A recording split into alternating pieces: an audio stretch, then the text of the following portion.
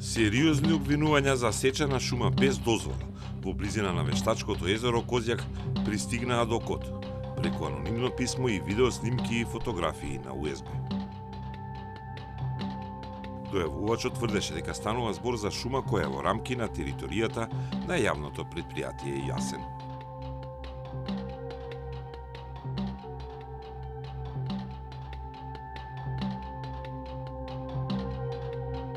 Клучниот доказ беше ова видео, на кое се гледаа и исечени дрвја наредени во купи, како за истовар.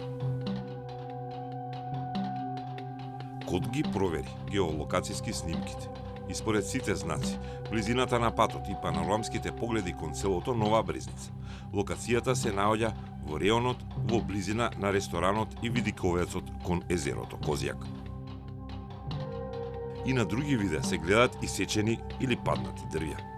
Односно, во шумите имаше повеќе дупки каде нема дрвја и таквите опустошени кругови не може да се видат од земја, туку само од небо, со дрон.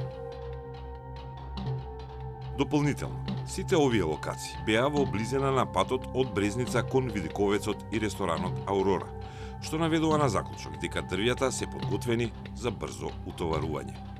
Симптоматично е што овие пусти кругови се наоѓаат во шумските единици од број 111 до број 118 и сите се во рамките на јавното претпријатие Јасен, кое е во државна собственост и под директна контрола и надлежност на владата, затоа што станува збор за стратешки објект, во чиј состав се наоѓаат и засолништа и бункери за државниот и воениот врв, односно резервни позиции во случај на воена или кризна состојба. Во одговорите кои до КОТ ги испратија и самото јавно претпријатие Јасен и Министерството за земјоделство, шумарство и водостопанство, се потврдува дека за наведените локации, односно за конкретните шумски единици, нема план ниту дозвола за сечење дрва. А дека Јасен бил интересен за дрвокраците и минатите години, потврдија и надлежните.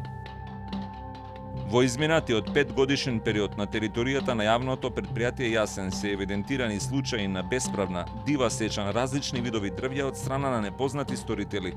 По констатирање на ваквите случаи, јавното претпријатие Јасен постапува согласно своите законски надлежности, изготвува службена документација и за секој поединечен случај го известува Државниот инспекторат за шумарство и ловство како надлежен орган за понатамошно постапување согласно закон, а кога е потребно и Министерството за внатрешни работи.